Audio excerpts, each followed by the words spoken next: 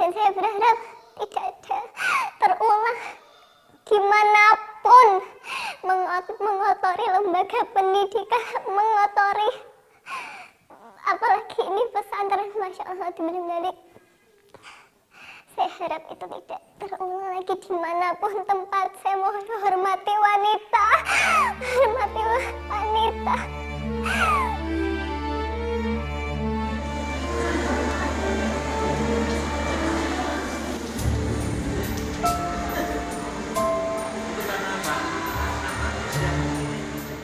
Akhir 2019, pengguna media sosial di Kabupaten Jombang, Jawa Timur dikejutkan dengan pernyataan seorang perempuan yang mengaku telah dicabuli pengurus sekaligus putra pemilik pondok pesantren besar di Kecamatan Ploso, Jombang.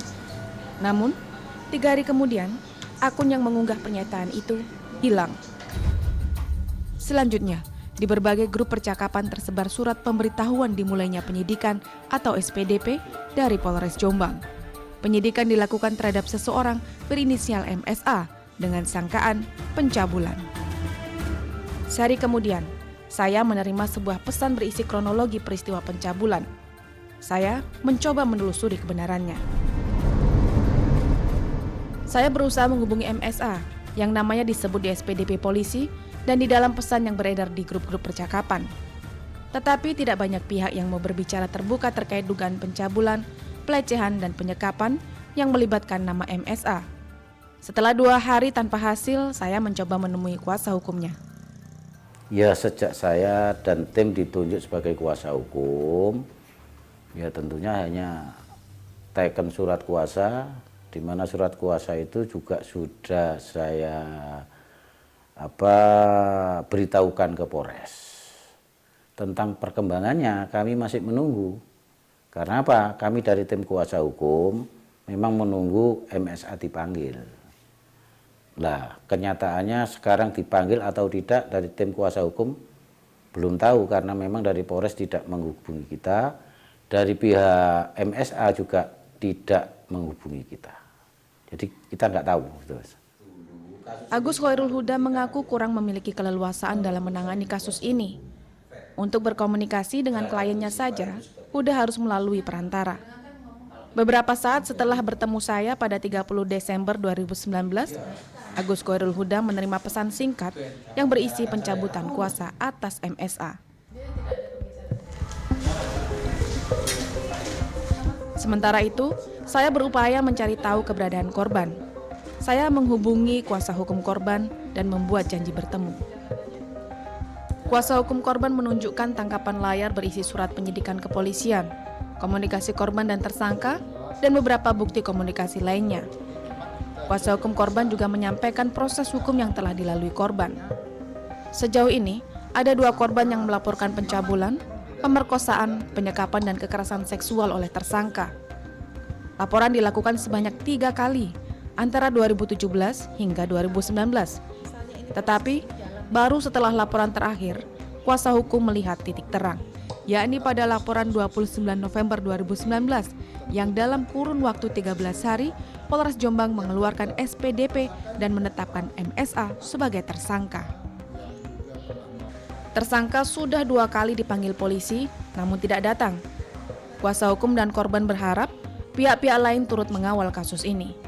Kami mohon meminta kepada Kapolri untuk turun, karena kami melihat ada indikasi oknum-oknum ya yang berharap proses hukum ini tidak jalan. Oleh karenanya yang pertama kepada Kapolri untuk mengawal kasus ini. Yang kedua, kami berharap kepada Komnas Perlindungan Perempuan untuk membantu korban dalam pemulihan psikologis. Yang ketiga, kepada Kementerian Perempuan juga untuk turun, untuk membantu mengawal kasus ini sampai dengan tuntas. Didampingi kuasa hukum, saya kemudian menemui orang tua salah satu korban. Pada 29 Desember 2019, saya bertemu orang tua korban. Ayah korban menyatakan ketaatannya pada tuntunan pondok pesantren dan rasa hormat kepada kiai tidak pernah luntur. Tetapi ia menuntut keadilan ditegakkan. Untuk keamanan korban, identitas orang tuanya saya samarkan. Orang tua mana sih yang menginginkan anaknya menjadi korban pelecehan seksual. Dan orang tua mana yang tega, rela anaknya menjadi korban. Siapapun orang tuanya, apapun profesinya. Seandainya itu terjadi pada orang tua yang lain, apakah itu pejabat, apakah orang kecil, seperti seandainya terjadi pada anaknya Bapak Kapolres, anaknya Bapak Ketua Kejaksaan, anaknya Bapak Ketua Hakim, anaknya Bapak Kepala Daerah atau Bupati dan lain sebagainya lah, Mbak. Saya yakin beliau-beliau tidak akan rela, beliau-beliau akan marah, beliau akan menuntut keadilan. Kepada kuasa hukum, saya menanyakan kemungkinan untuk menemui korban. Untuk melindungi identitasnya, saya menyebutnya sebagai korban 1. Demi keamanan, korban 1 tidak tinggal bersama orang tuanya. Berdasarkan keterangan orang tua korban, orang-orang suruhan tersangka kerap mendatangi kediaman korban. Mereka mendesak korban agar mencabut laporan polisi dan menerima penyelesaian yang mereka tawarkan. Kepada saya, korban 1 mengatakan upaya hukum yang ia tempuh adalah bagian dari ikhtiar agar peristiwa serupa tidak menimpa santri lain. Karena sudah sekian lama ternyata masih berkepanjangan masalah ini, Mbak. Kejadian itu terus terulang. Saya ngerasa miris.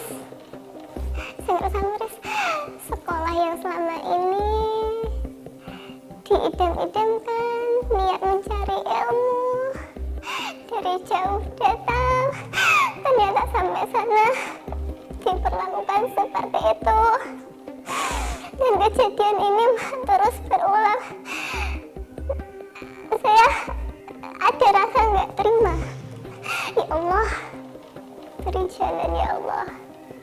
Terus di tahun 2018 ada yang melapor ke situ. Saya juga sudah diperiksa, saya bersedia menjadi saksi. Sudah diperiksa, sudah berjalan, ternyata gagal, tidak berhasil. Saya tidak putus doa, tapi kemudian ada yang menguatkan saya tuh, kalau ini nggak harus ditindak lagi, nggak ada yang berani melangkah, tidak akan berhenti masalah ini. Akhirnya saya menguatkan, ya Allah, tolong hamba. Saya memutuskan untuk mengambil ini jalur hukum. Kalau nggak seperti ini nggak akan selesai. Saya beranikan diri. Saya yakin Allah pasti menolong.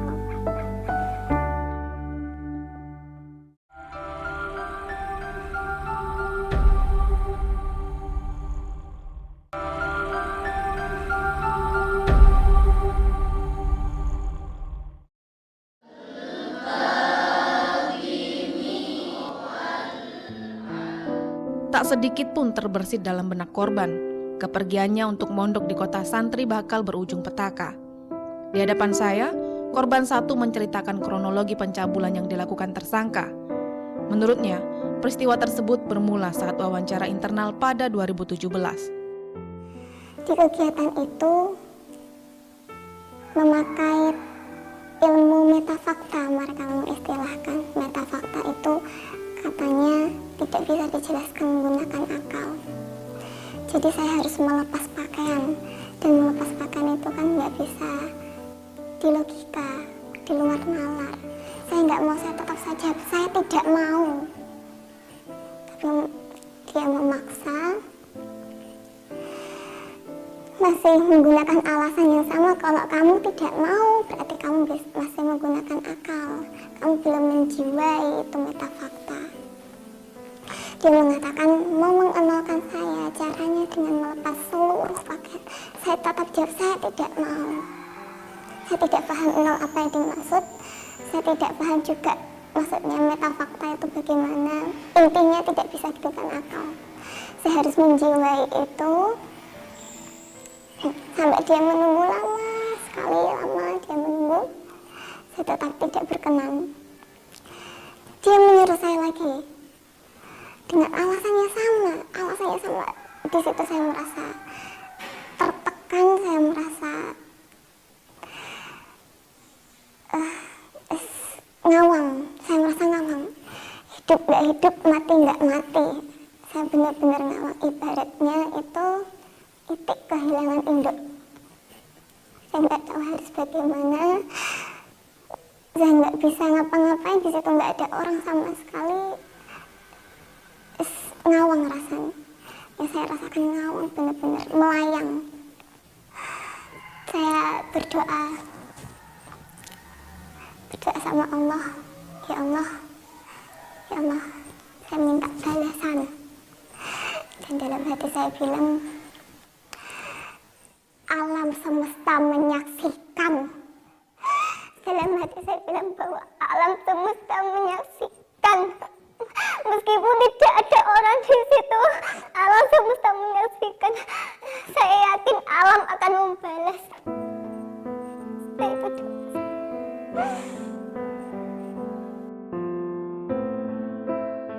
Menurut korban, peristiwa itu terjadi sebanyak 2 kali. Korban mengaku tahu ada sejumlah santri perempuan lain yang mengalami kejadian serupa. Korban kemudian mencoba mencari keadilan dengan menuliskan kronologi peristiwa yang menimpanya dan bermaksud menyampaikan tulisan tersebut kepada pimpinan tertinggi pesantren. Ia menitipkan tulisan itu kepada orang kepercayaan tersangka. Di luar dugaan korban, tulisan itu malah tersebar di grup percakapan pesantren. Di tengah kecemasannya, 2 pekan kemudian sejumlah pria mendatangi asrama dan memaksa korban membuat surat pernyataan yang berisi pengakuan bersalah dan permohonan maaf. Terus mereka bilang kalau saya itu penyebar fitnah, mengatakan bahwa apa yang saya tulis itu fitnah. Saya sampaikan, saya tidak menulis fitnah, itu asli, nyata terjadi kepada saya. Mereka tetap memaksa, tetap menyatakan bahwa saya penyebar fitnah. Saya sampaikan, fitnah dari mana? Kalau memang itu fitnah dari mana? Itu real kejadian yang saya alami. Di situ sampai saya nangis. Saya juga bilang ke mereka, ke bapak-bapak itu, saya sampaikan ke mereka, bagaimana kalau kamu mempunyai anak perempuan, kamu mempunyai anak dan kamu mengalami hal yang sama seperti orang tua saya, anak kamu diperlakukan seperti itu, bagaimana perasaanmu sebagai orang tua? Apa yang kamu lakukan? Apa kamu menyuruh anakmu mau menulis surat pernyataan bahwa dia itu salah? Kenyataannya dia yang teraniaya. Bagaimana perasaanmu? Saya sampaikan ke mereka. Mereka tidak bisa menjawab. Tetap memaksa saya, tetap menyuruh saya menulis surat bahwa saya bersalah. Saya tidak merasa salah, saya tidak mau menulis. Saya jawab seperti itu. Sepekan setelah itu, korban menerima surat pemecatan dari pondok pesantren. Korban memutuskan melawan. Untuk kepentingannya dan atas nama korban-korban lainnya, ia berjuang mencari keadilan lewat jalur hukum. Oktober 2019, laporannya tercatat di Kepolisian Resor Kabupaten Jombang. Saya yakin, saya masih percaya ada hati yang masih murni. Saya masih percaya di negara ini masih ada jiwa-jiwa yang suci, yang melihat dengan kebenaran. Saya yakin masih ada. Korban sadar yang ia hadapi adalah jalan terjal dan panjang. Ia berharap hukum tegak tak berpihak. Demi kebenaran, demi keadilan, demi kemanusiaan. Saya tidak takut. Saya tidak akan takut. Saya tidak gentar. Saya akan terus maju. Saya yakin Allah menolong saya. Masih ada korban selain korban 1. Tetapi saya tidak berhasil bertemu korban 2. Saya mendapatkan pernyataan korban 2 dari rekaman percakapan telepon antara korban dan kuasa hukumnya. Korban 2 mengaku hampir 5 tahun dipacari oleh tersangka dan dijanjikan bakal diperistri. Korban mengaku dicabuli saat masih berusia 15 tahun pada 2012. 4 tahun kemudian, ketika korban berniat melepaskan diri dari tersangka, bukan kebebasan yang ia dapat.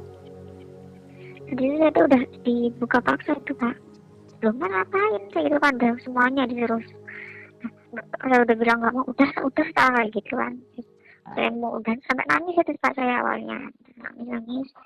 Terus habis itu saya minta putus, nggak bisa, udah itu. Nah terus lama-lama yaudah Pak, saya mau nggak mau di situ terus. Terus akhirnya kalau misalnya saya nolak ya udah mulai ada obrolan ancam gitu lah Pak, mulai ancam kalau nggak salah itu udah mulai bawa keluarga. Terus katanya seolah-olah dia tuh kayak punya ilmu yang dia itu gimana ya, punya ilmu soalnya dia tuh ini loh, sampai tangannya dia tuh genggam gitu. Bapak jenenge wong tua mau lu Pak gitu, mungkin nggak bisa Pak, apa ya Pak, saya tuh lupa kata-kata itu kayak di kotak gitu loh, nanti hancur gitu di hotel. Nah terus kan perjanjiannya kan kudu nuruti apa kartu gitu kan, kudu tanggung jawab nanggonku kayak gitu. Ya udah, nah ternyata udah pas udah di hotel, loh mas kok apa dia tuh ngajak, lo mas aku bilang gitu kan, aku mau loh, jadi kan aku mau ngomong apa, langsung saya tuh langsung langsung ngomong itu di depan saya pas gitu loh Pak. Loh kok jadi ayo pengen tahu mana ya kayak gitu loh Pak, pengen ajar mana gitu. Nyiksa benar ya. Nah ya udah ya Pak, ya saya mau nggak mau terus udah itu sama dia main bertiga udah. Jadi itu saya udah mulai nangis, saya nangis kok gini, aku bilang gitu. Korban 2 mencoba mencari perlindungan. Ia jatuh hati pada salah seorang santri di ponpes tersebut dan memohon bantuan kepada santri tersebut untuk membantunya lepas dari tersangka.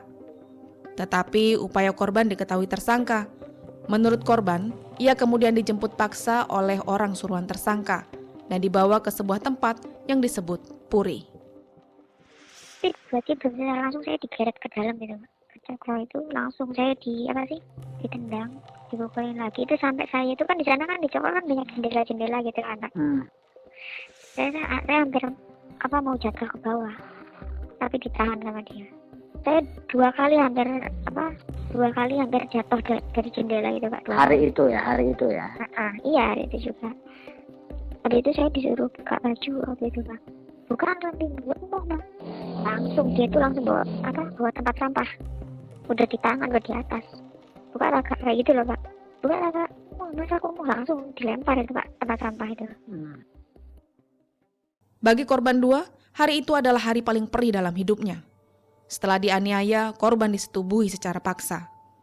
Dengan pertolongan seorang teman, korban berhasil meninggalkan Puri dan pergi jauh dari pesantren. Ia berharap tersangka diadili dan dihukum. Saya tidak terima dengan tindakan asusila yang telah diperbuat oleh Mas Boy terhadap saya dan juga teman-teman saya. Dan saya mau Mas Boy dihukum seberat-beratnya sesuai dengan hukum di negara Indonesia.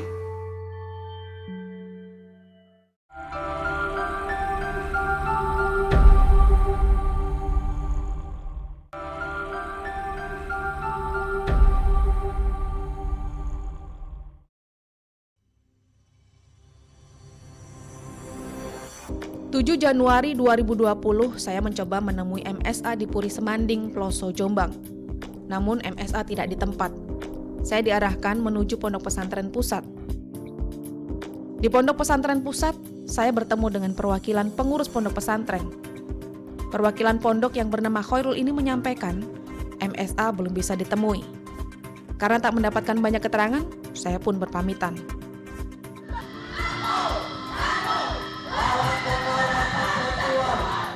Kasus ini telah mengundang perhatian berbagai pihak. 8 Januari 2020, puluhan aktivis di Kabupaten Jombang yang tergabung dalam Aliansi Kota Santri Lawan Kekerasan Seksual mendatangi Polres Jombang. Mereka menuntut polisi segera menahan tersangka. Mendorong dan mendesak Kapolres Jombang untuk mengusut tuntas sampai melakukan penahanan terhadap Muhammad Subuki Azal Sani, salah satu tokoh yang ada di Jombang. Kedua, menolak segala upaya berkaitan dengan penangguhan penahanan terhadap pelaku, karena ini dikhawatirkan dapat menginspirasi, mendorong tokoh-tokoh lain untuk melakukan kejahatan yang sama. Kapolres Jombang memastikan proses hukum terhadap tersangka MSA berlanjut. Kami terus berjalan ya, melakukan proses penyidikan ini sesuai dengan aturan perundang-undangan yang berlaku. Ya, dan tersangka ya pemanggilan pertama tidak hadir, ini kita luncurkan pemanggilan tersangka yang kedua. Dalam pemanggilan kedua, tersangka dijadwalkan menjalani pemeriksaan pada 14 Januari 2020. Tetapi tersangka tidak hadir. Pada hari itu, sekelompok orang mendatangi Mapolres Jombang. Kelompok yang mengaku sebagai pendukung tersangka itu menyebut upaya hukum yang ditempuh korban adalah bentuk kriminalisasi terhadap pesantren. Orang-orang yang sengaja melakukan kriminalisasi.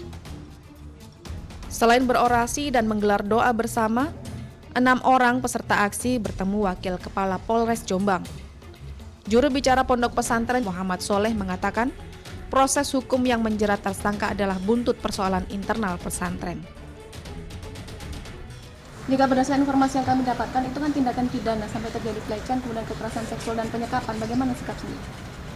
Kami menolak, membantah adanya persoalan. Alasannya bagaimana? Karena memang tidak ada. Ketua DPRD Jombang Masud Zuremi berharap persoalan hukum yang melibatkan tersangka MSA tidak diperlebar. Tindak pidana yang disangkakan terhadap MSA tidak semestinya mencemarkan nama baik pesantren. Artinya kita tidak bisa melihat pondok pesantrennya, tidak bisa melihat lembaganya, tetapi adalah oknum orangnya. Ini yang saya ikut prihatin, terlebih sebagai yang dikatakan di publik adalah sebagai tokoh masyarakat. Kami ingin menjaga marwah daripada lembaga-lembaga pendidikan Islam, lembaga-lembaga apapun yang ada di Jombang, dan utamanya Jombang tetap kondusif. DPRD Jombang berharap kasus ini tidak membuat masyarakat khawatir menyekolahkan anak mereka di pesantren-pesantren di Jombang. DPRD berkomitmen mengawal kasus ini hingga tuntas dan membuka diri jika ada laporan pelanggaran hukum yang dialami oleh santri. Sementara Bupati Jombang, Munjidah Wahab mengatakan pihaknya telah melakukan pendampingan terhadap korban dan mendorong kepolisian untuk menyelesaikan kasus ini secara profesional. Kalau kita ada tindakan itu, ya kita memberikan perlindungan dan pendampingan kepada korban. Itu aja yang kita, sepanjang yang kita bisa lakukan. Ya, harapan saya supaya itu diselesaikan dengan cara baik dan profesional. Jadi dalam hal ini apapun jangan sampai berhenti, tapi diselesaikan dengan secara tuntas biar tidak ada kejadian lagi. Di sisi lain, kantor Kementerian Agama Provinsi Jawa Timur akan melakukan pengawasan terhadap seluruh pesantren di Jawa Timur yang jumlahnya lebih dari 4.000. Ini kan pelaku biasanya, pelaku oknum pelaku. Kan tidak semua ustadz, tidak semua kiai, dan memang itu tidak boleh terjadi.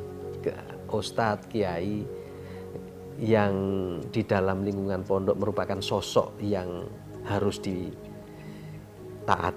menjadi panutan, kemudian melakukan hal-hal yang melanggar aturan agama. Makanya law enforcement ini harus ditegakkan. Karena kita adalah negara hukum, jadi tidak ada siapapun meskipun di pesantren itu punya otoritas tersendiri, masyarakat juga tidak usah khawatir. Kalau ada kiai yang tidak tersentuh oleh hukum, tidak ada di Indonesia, tidak ada itu. 15 Januari 2020, Polda Jawa Timur mengambil alih kasus ini.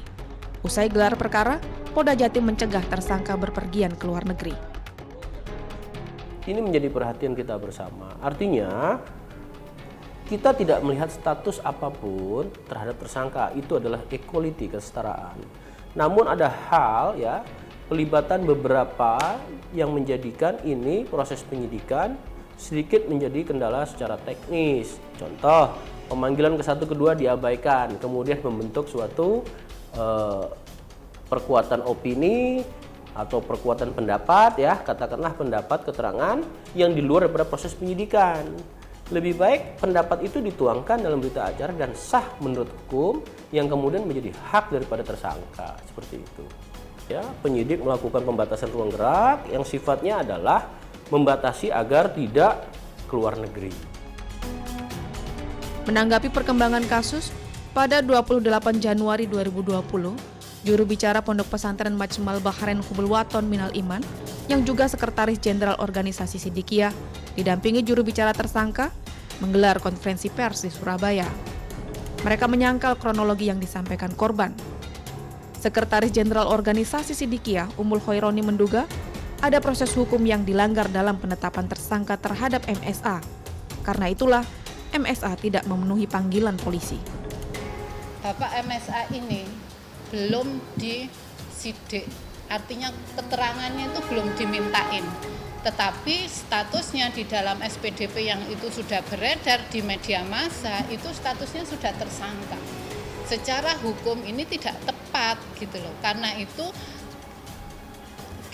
dari MSA tidak mau mendatangi kepolisian gitu loh, karena kita melihat sudah ada permainan ini sepertinya untuk menjebak. Usai menggelar konferensi pers, juru bicara tersangka Nugroho Haryanto mendatangi Polda Jawa Timur untuk menyampaikan surat dari tersangka.